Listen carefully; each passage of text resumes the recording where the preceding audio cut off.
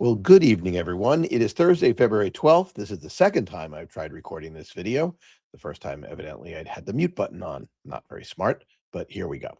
Anyway, it is around 8:30 in the evening, and Bitcoin is trading. What are we at? 66,000 or thereabouts. So, whatever. Been in the same basic space. Yesterday, we witnessed a spectacle. We saw the Attorney General of the United States, the most important prosecutor in the country, interact with Congress.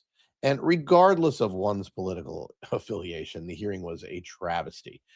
I could, shit show is probably the kindest description I've heard today. Between wild accusations going back and forth, ridiculous screaming matches, cutting each other off. Bondi, the AG, tried to tell people that the stock market being higher is a reason to ignore the mass abuse of young women and girls, which, by all likelihood, and most people believe, the nation's elites. At the same time, there was tons of political grandstanding, nonsensical claims. But the fact remains, most, all maybe, not sure, of the recipients of Epstein's emails in these 3 million documents that were released were redacted. Not a single person has been arrested, and it seems like not a single person is even under active investigation. Gary Cardone made a really interesting point this morning on Spaces, which I think is probably true, or at least is very reasonable. He argued the reason is a fear of what he said would be an economic catastrophe.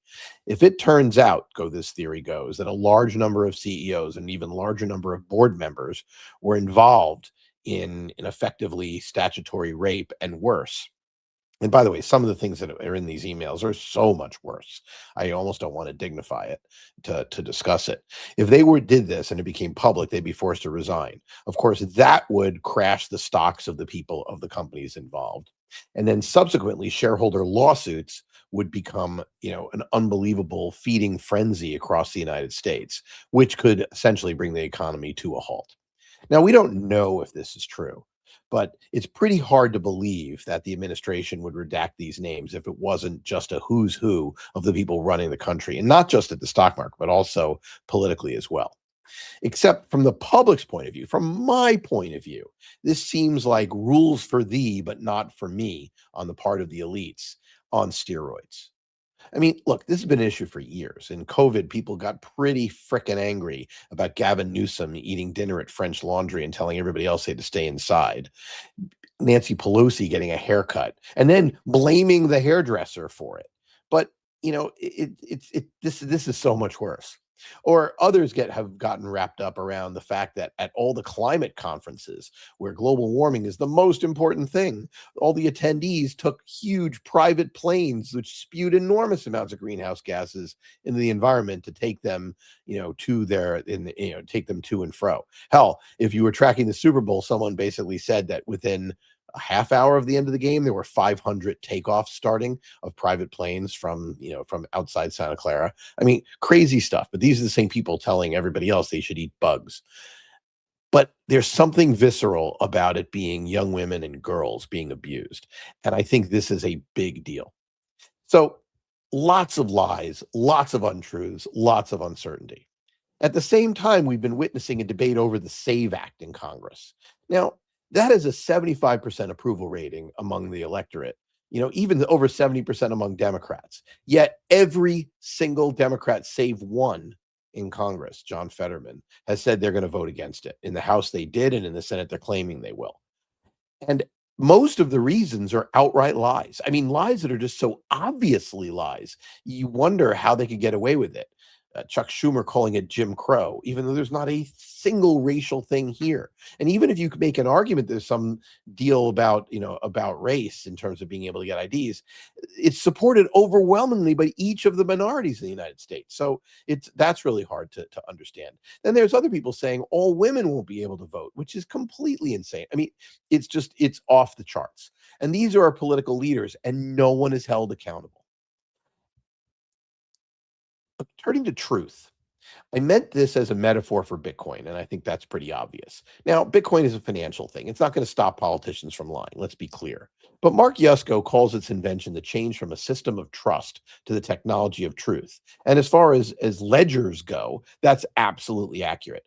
It does some things that could never have been done without the need for intermediaries. It's revolutionary, and it's as revolutionary as its programmatic scarcity. And compared to gold, it's revolutionary that you don't need to assay it, that you have 25,000 node operators at all times verifying the accuracy of every single transaction. But when you put those two things together, it's why the notion of Epstein controlling Bitcoin is so ludicrous from the grave, evidently.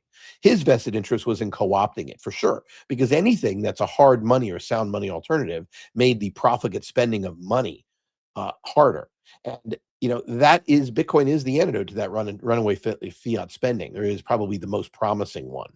This morning, as it happens, there was an excellent essay that was published by Zero Hedge by a guy named Hugh Hendry. Now, his conclusion is Bitcoin is too small today to do its job. And his concern is whether or not it will grow into what it needs to grow into to do its job.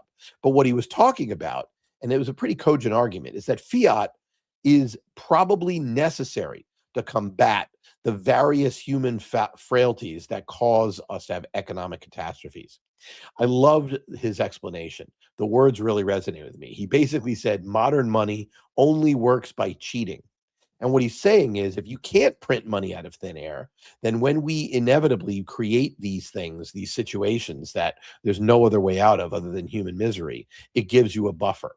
But Bitcoin or gold, if it were perfect, but it isn't, provides the way to measure the extent of that cheating, which means it probably can't go too far before it will self correct. And that is important. That is something that is critically important, and even more so within the backdrop of everything I talked about earlier. So, my point is very simple. The need for something like Bitcoin has never been higher. But his point is that the reason that Bitcoin might fail is because of the people involved. Now, that's a really important point because if you've been listening to the debate on quantum, I won't say he started it, but certainly he popularized it. Nick Carter talked about is that the Bitcoin core developers can't get their act together to decide that it's important or do anything about it. We'll put that off to the side. We'll talk about that in depth some other time. But today he actually tweeted something really interesting, which dovetails exactly with what I was about to say. He said that the advent of BlackRock and Coinbase and MicroStrategy in the Bitcoin world will probably ensure that if the Bitcoin core devs don't, that they will find devs that will. And that's important because that tells you something about how resilient Bitcoin is. And I think he's right. I believe the institutional investment is exactly why the 467th time people have said Bitcoin is dead will not come true. And basically, there are a lot of people out there today betting. If you're selling Bitcoin at these prices, you're betting that it's going to die. You're saying that it's at least going to drop to that 70, 80% level. Now, that leads us to the market. This morning, something happened that was really important. The sentiment index, the all-time greed and fear, went to an all-time low of 5. Now, think about that. It is lower today than it was in the COVID crash, when literally, if BitMEX didn't unplug the computer one way or another, it probably would have printed down below 100 or even all the way almost to zero. It printed lower than in the fallout over FTX when people thought that the entire crypto economy was going to crash completely with waves of forced selling and everybody despondent and half the firms that professionally trade wiped out of business. It was lower. Yet, at the same time today, despite the NASDAQ dropping and having even more reason for it, Bitcoin dropped less than a third of the way from where it was, 68, down to 66. I think it got down to 65 at some point today. It low from last week was below 60. So it couldn't even do that. This is what I will say is almost a classic textbook case of seller's exhaustion. And when you see seller's exhaustion, you have to ask yourself the question, are the people who have been selling, do they have more to sell? Or are the people who are holding now the diamond hands type who have been buying? And I think it's more the latter. Now, that said, do I expect a V bottom? Absolutely not. I expect the market will chop here for a while. I don't think there's any particular catalyst. I think we will start to see a grinding rally higher. I wouldn't be surprised to see it break into, the bottom of the last trading range, which was like towards 74, but that's hardly a major rally. But who knows? If markets continue to be soft, maybe Bitcoin goes down with them. What I will say is, in a world with disintegrating trust and sentiment this gloomy, the bottom is much closer than the top. And one last thing, just for those stat guys out there, if you price Bitcoin in gold, its peak to trough is 67% down, which would put it within the realm of other falls, despite the fact that the rally was way smaller, less than half the size of the smallest previous cycle rallies. So keep all that data together. Stay safe out there, and we'll talk again tomorrow, hopefully about something less philosophical.